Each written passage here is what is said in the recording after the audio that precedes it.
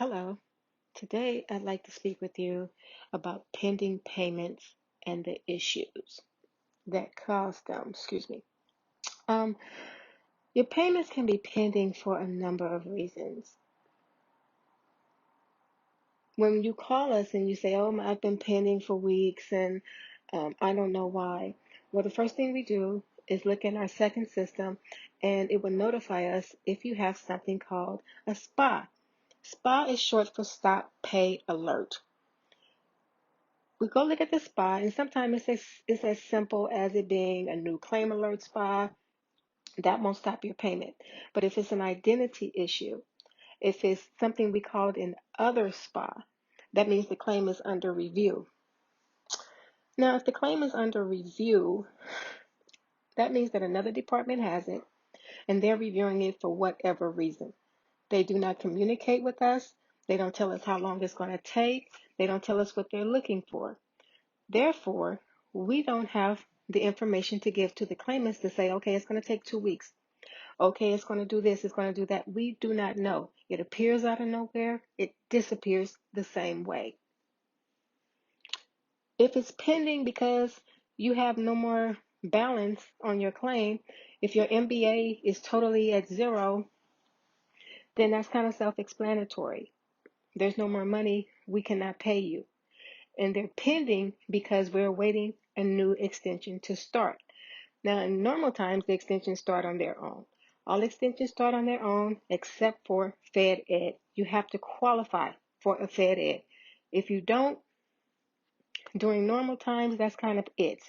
But because we're in the midst of a pandemic, and if you qualify, then we file a pandemic claim for you. It's either a PUA or a DUA.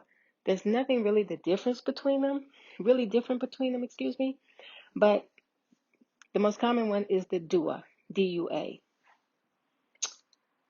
If we cannot stop or reprocess the payments that are pending, then there's a larger issue. And that larger issue usually has something to do with your identity or either you're between extensions. If you go into a new extension, say like if you were on the PUE or the PEU, yeah, I always get them backwards, but that exhausts. So now you're waiting for the PUX to start. Well, we've been instructed to allow the extension to happen on its own.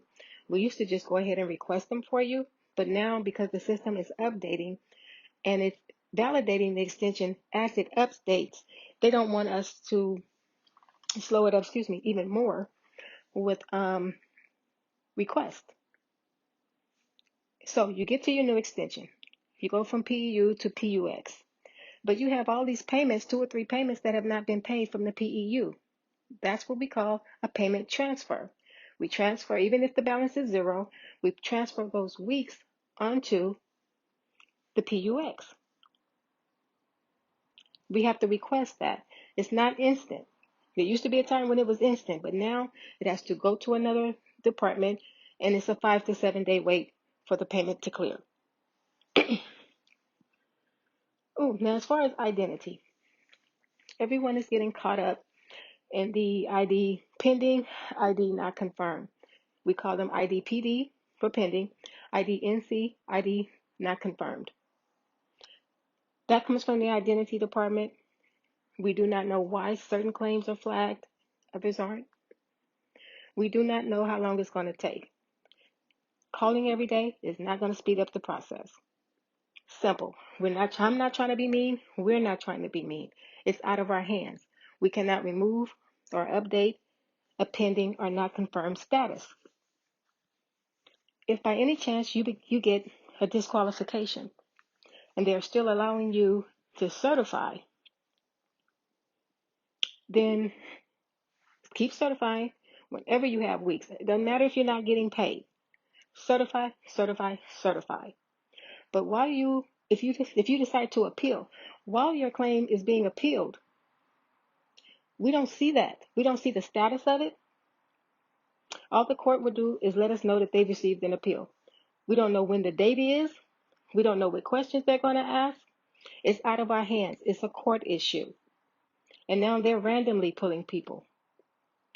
It's not first come, first save, it's first serve anymore. I apologize that it takes so long on the phone.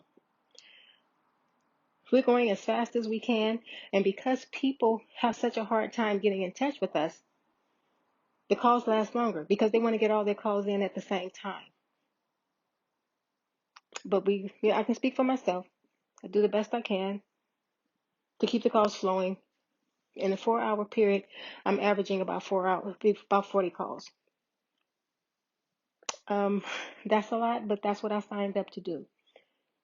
This week in particular has been really hard because the system has taken people from the DUA pandemic claim and pushed them back to the PUX. And if you're a small business owner, that's an issue because you're not receiving as much money. So I'm getting a lot of calls about that. I make these videos. Well, they're not really videos because you can't see me. Because again, if you missed the first one, I do work for EDD and I don't want to get in any kind of trouble, but I want to help. And there's so much misinformation on Facebook, on Twitter, on Reddit.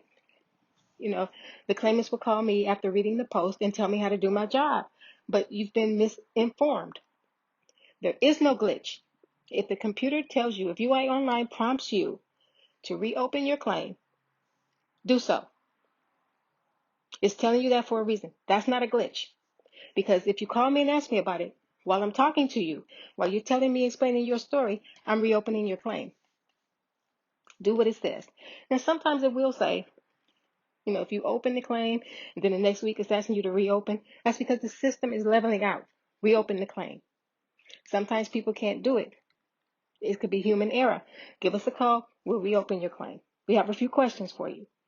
I did notice that my questions and comments are turned off. I don't know why, but I got to figure out a way for you guys to contact me if you have more questions. We have so much to talk about, but I won't hold you long. I just got off work and I got to go back tomorrow.